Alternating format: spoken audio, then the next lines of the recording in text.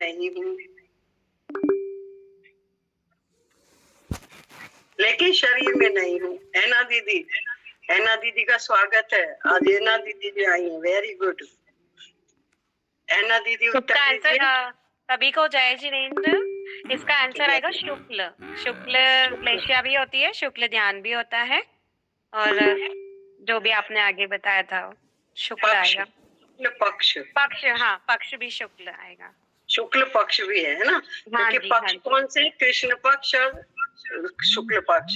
पक्ष भी में भी शुक्ल आता है, लेशिया में भी शुक्ल आता है, और ध्यान में भी शुक्ल आता है ना? ठीक है ना? तो ऐना दीदी का स्वागत है। बहुत दिनों बाद ऐना दीदी उपस्थित हुए हैं। बहुत अच्छी स्वाध्याय सदस्य हैं हमारी, लेकिन किसी कारणवश कुछ दिनों से अनुपस्थित थे। अब आपका स्वागत है। आप डेली क्लास पाठशाला में आइएगा, ठीक है? चलिए, अब अगली पहेली है हमारी। इसको डिफाइन करना पूरी तरह से। श्रद्धा और विवेक को धारे, कर्म ने करे नित जो भव तारे। तीन भेद हैं कौन बताए, सच्चा श्रावक वो बन जाए। ये पाठशाला में हमारे पढ़ा चुके हैं, है ना? ये हम सभी सदस्य जो पाठशाला के पढ़ने वाले हैं वो सभी हैंड रेज करेंगे। ब्राह्मी, ब्राह्मी बेटा बताओ। मेष्टिक, श्रावक, मेष्टिक, पाष्टिक और श्रावक। दोबारा बोलो बेटा। मतलब साधक। हाँ, साधक। बहुत सुंदर, बहुत सुंदर उत्तर दिया। ब्राह्मी की सभी अनुमोदना करेंगे। आपने बहुत अच्छा उत्तर दिया। क्या है इसका उत्तर? श्रद्धा, विवेक और क्रियावान। उसे श्रावक की परिभाषा क्या है? श्रावक किसे कहते हैं? जो श्रद्धावान है, विवेकवान है और क्रियावान है। तीनों शब्द इसके अंदर आ गए। श्रद्धा और विवेक को धारे, जो श्रद्धावान है, विवेकवान है और कर्म करे जो नित धारे, है ना? जो क्रिया कौन करता है? क्रियावान हो गया। जो कर्म करता है, कर्म कैसे करता है? जो भव सागर से पार होने वाला हो। जो भव सागर से पार होने वाला हो वो होता है क्रिया। वो क्रिया होती है जो हमारे भव से पार कराए। फिर तीन भेद हैं कौन बताए, सच्चा श्रावक वो बन जाए। तो तीनों ये भेद इसके हैं, पाक्षिक, नैष्ठिक और साधक। ठीक है, पाक्षिक, नैष्ठिक और साधक। ब्राह्मणी का नाम लिख लीजिएगा, ब्राह्मणी दुबई। ठीक है वंदना दीदी, बहुत सुंदर उत्तर दिया। सभी बच्ची की अनुमोदना करेंगे। अगला है, चंद्र नखा को समझ में आया, नश्वर तन है नश्वर माया। आया व्रत है उसने धारा, किन केवली का मिला सहारा। आर्याव्रत है उसने धारा, किन केवली का मिला सहारा। ये पद्म पुराण का प्रश्न है। कौन उत्तर देगा? पीछे जैन साहब लैपटॉप है। नीतू दीदी नहीं उत्तर देंगे। वंदना दीदी गुवारा से नहीं मालूम। कौन उत्तर देगा इसका? संभव, अच्छा संभव दीदी तो अब आई है, दोबारा ज्वाइन हुआ है दोबारा। कोई हैंड रेज नहीं किया हुआ। मेघा दीदी आप उत्तर देंगे क्या? चलो सुरेखा दीदी दे रही है उत्तर। सुरेखा दीदी। शूर्पणखा? नहीं, शूर्पणखा तो हमारे यहाँ शूर्पणखा नहीं कहते। हमारे यहाँ शूर्पणखा को ही चंद्रनखा कहते हैं। आप इस प्रश्न को समझिए। हाँ, कि आर्याव्रत उसने कौन से मुनि महाराज से लिया था, कौन से केवली थे उनका नाम बताना है इसमें। केवली का नाम बताना है। किन केवली के पादमूल में चंद्रनखा ने वो लिया था व्रत? नहीं पता है तो फिर मैं बताऊं। याद नहीं आ रहा है। कोई बात नहीं, मैं तो सबसे पूछ रही हूँ। नहीं आ रहा है तो अनंत वीर्य केवली के पादमूल में चंद्रनखा ने क्या लिया था? वे व्रत लिया था। यह अनंत वीर्य केवली जी। ठीक है, चंद्रनखा, हमारे यहाँ शूर्पणखा नहीं कहते, हमारे यहाँ रावण की बहन चंद्रनखा थी, है ना। चंद्रनखा हमारे यहाँ रावण की बहन थी। इसकी कहानी भी लंबी है, क्योंकि इसका जो बेटा था खरदूषण, और चंद्रनखा का जो बेटा था वो एक बार जंगल में कोई सिद्धि सिद्ध कर रहा था, उसको रिद्धि सिद्धि सिद्ध होने ही वाली थी कि तभी लक्ष्मण आया, और लक्ष्मण ने वो जो बांसों के बीच में बैठा हुआ था बांसों को काट दिया, उसके साथ उसके बेटे की गर्दन भी कट गई। तब से चंद्रनखा इस पर द्वेष करती थी, पहले उससे प्रेम करती थी, बाद में उससे द्वेष करने लगी थी, जिसके कारण ये जो कहते हैं कि चंद्रनखा की नाक काटी, हमारे यहाँ ऐसा कुछ भी नहीं आता है, हमारे पद्म पुराण में ऐसा कुछ भी नहीं है। ठीक है, चलिए, बहुत सुंदर। आदिनाथ के पोते थे, पुत्र भरत के अति महान, भावी तीर्थंकर निज को जाना, मत फैलाए कई मिथ्या महान। वंदना दीदी गुवारा से। मारीच का जीव जो आके जल के महावीर भगवान बना तीर्थंकर। हाँ, बहुत सुंदर उत्तर दिया। कौन थे ये? मारीच, मारीच का जीव, क्योंकि ये आदिनाथ के जो पोते थे, ये क्या, जब ये समोशरण में बैठे हुए थे तो इनके पुत्र और पौत्र, एक बात बता दूं, मरु देवी ने, एक प्रश्न मैं पूछना चाहती हूँ कि मरु देवी ने कितनी पीढ़ियां देखी थी? पता है किसी को? मरु देवी ने कितनी पीढ़ियां देखी थी? कितनी उम्र थी इनकी? मरु देवी ने 60,000 पीढ़ियां देखी थी। हम तो तीसरी पीढ़ी चौथी पीढ़ी नहीं देख सकते। कितनी पीढ़ियां देखी थी? 60,000 पीढ़ियां देखी थी। ठीक है, ये आप पढ़िएगा तो बहुत आनंद आता है आदि पुराण पढ़ने में, क्योंकि हमने इसके पूरे पेपर दिए हैं, तो इसलिए पूरा पता है। 60,000 पीढ़ियां देखी हैं, है ना। तो ये तो 3 पीढ़ी की बात इसमें आ रही है। तो समोशरण में जब ये बैठे हुए थे, भरत ने पूछा कि गुरुवर, क्या इस सभा में कोई ऐसा जीव है जो भावी तीर्थंकर बनेगा? तब उन्होंने कहा कि तेरा ही पुत्र मारीची है, आज से 24वां तीर्थंकर बनेगा। वो तो पहले बनने थे, तो उन्होंने भविष्यवाणी में कहा था कि ये 24वां तीर्थंकर बनेगा।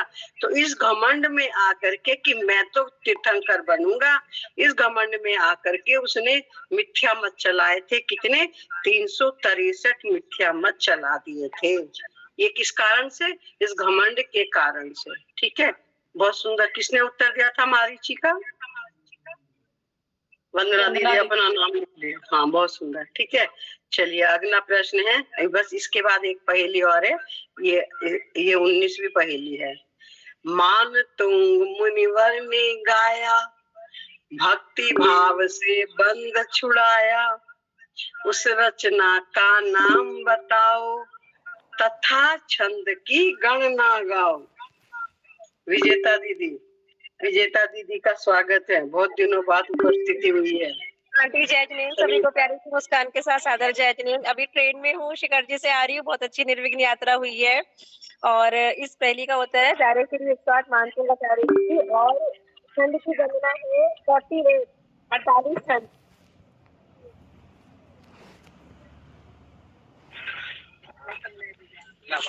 एक और है अभी, इसी से एक और है। भक्ति भाव से, हाँ उसका है भक्ति भाव से बंद में 46 वाला छंद, 46वां। अपाद कंड मुरु संकल वेष्टि टांगा गानम ग्रहण निकट कोटि निकट सुजंगा। नहीं, सुनिए विजेता जी, रुके तो सही, रुको तो सही। शताब्दी एक्सप्रेस। नहीं, मैं ये कह रही हूँ, इसमें छंद कौन सा है? कौन से छंद में लिखा गया है? 48वें में। अरे, ये भक्तामल स्त्रोत कौन से छंद में रचना की गई है? अच्छा, छंद बसंत लिखा। भैया जी भी आंसर है, देखो। विजेता दीदी, आपके जैसा तो स्वाध्यायी और आपके जैसा ज्ञानी तो कोई है ही नहीं, है ना। तो आपको तो सब कुछ पता है ना। तो इसलिए आपका बहुत बहुत स्वागत है। अब आप पाठशाला में आया कीजिए, ठीक है। बिल्कुल, बहुत दिनों बाद उपस्थिति हुई है, ठीक है ना। चलिए, इसका उत्तर क्या है? ये श्री भक्ताम्बर स्तोत्र जी, इसके छंद है 48, यानी काव्य है 48। इसमें पंक्तियां कितनी है? 192, क्योंकि अभी कल या परसों की क्लास में बताया था 192 पंक्तियां हैं, क्योंकि दिन में वंदना दीदी थोड़ी अनुपस्थित थी तो मैं आई थी दिन की क्लास में। 142 पंक्तियां हैं और इसमें अक्षर कितने हैं टोटल? 2688। ठीक है, 2688 अक्षर है। लाइनें कितनी है? 192। और छंद कितने हैं? 48। कौन से छंद में है? बसंत का छंद में। ठीक है, बसंत का छंद में एक लाइन में 14 अक्षर होते हैं, लेकिन पूरे बसंत का छंद में 56 अक्षर होते हैं।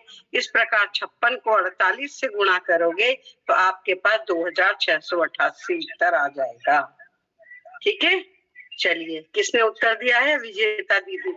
शामली लिख लेना। अब आज की अंतिम पहेली है, इसको गा करके बता देते हैं, है ना। अंतिम पहेली है ये तो। ठीक है, इचक दाना बीचक दाना, दाने ऊपर दाना, इचक दाना। एक पहेली तुमसे पूछूं, उत्तर है बतलाना, इचक दाना।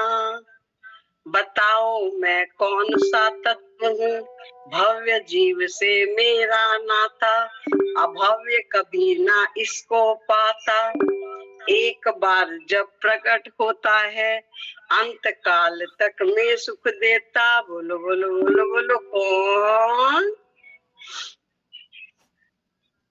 जिसने एक भी उत्तर नहीं दिया ना, उससे पूछेंगे, नहीं तो फिर पहले बच्चों का मौका देखते हैं। अभी पहले देखते हैं किसने एक भी उत्तर नहीं दिया है। विजेता दीदी का हो गया, अजीनी दीदी का हो गया, मौका सभी को देते हैं ना। प्रशांत भैया का हो गया, संगीता दीदी का हो गया, मेघा दीदी के 2 हो गए, समित भैया ने उत्तर दिया है, प्रशांत जी। ब्राह्मी, ब्राह्मी बताओ बेटा। जीव। नहीं, कौन सा तत्व हूँ? तत्व पूछा है बेटे, बताओ मैं कौन सा तत्व हूँ। तत्व कितने होते हैं? 7। 7 तत्वों में से एक तत्व का नाम बताना है। ठीक है बेटा, सोचो थोड़ा सा और थोड़ा सा सोचो। चलो कोई बात नहीं। संजू दीदी, संजू दीदी ने भी आज कोई उत्तर नहीं दिया। जय जिनेन्द्र दीदी, मोक्ष तत्व। मोक्ष तत्व। समित भैया ने बहुत देर से हैंड रेज किया, समित भैया ने भी उत्तर दिया था। बहुत सुंदर, मोक्ष तत्व है बेटा। इसमें क्या आएगा? क्योंकि मोक्ष अभव्य जीव कभी पार नहीं कर सकता, कभी प्राप्त नहीं कर सकता, इसलिए कौन सा तत्व है? मोक्ष तत्व है। ठीक है, एक बार जब प्रकट होता है तो अनंत काल तक वो सुख को प्राप्त करता है। इस प्रकार से हमारी आज की पहेलियां समाप्त हुई। भैया जी, आप मेरी पहेलियों में कोई त्रुटि हुई हो या गलती हुई हो तो कृपया करके आप मेरा समाधान कीजिएगा, ताकि मेरे माध्यम से कोई गलत बात पहुंची हो तो ये लोग भी कोई गलत बात ग्रहण ना करें, इसलिए आप मेरा मार्गदर्शन कीजिए। वंदना भैया जी। रेणु दीदी, आपकी बहुत बहुत अनुमोदना और बहुत बहुत धन्यवाद। ऐसी ही पहेलियां अगर हमें रोज तो पता है आप बिजी हो, थोड़ा अशक्य हो जाएगा आपसे, लेकिन हफ्ते में एटलीस्ट एक बार मिल जाएगी हमें तो आनंद ही आनंद आ जाएगा। आपकी बहुत बहुत अनुमोदना दीदी, बहुत बहुत धन्यवाद। वंदना दीदी। मैं वंदना के नहीं हूँ, मेरे को कोई प्रतिमा नहीं है, मुझे जैसे नहीं बोलिए, वंदना नहीं है ना। बहुत बहुत धन्यवाद है स्मिता दीदी। पहेलियां तो 1000 है मेरे पास, पहेलियों की कमी नहीं है ना, पहेलियों की कोई कमी नहीं है। आप सुनने वाले बनो तो पहेलियां बहुत हैं। जी भैया जी, वंदना भैया जी। हाँ, सभी को जय जिनेन्द्र।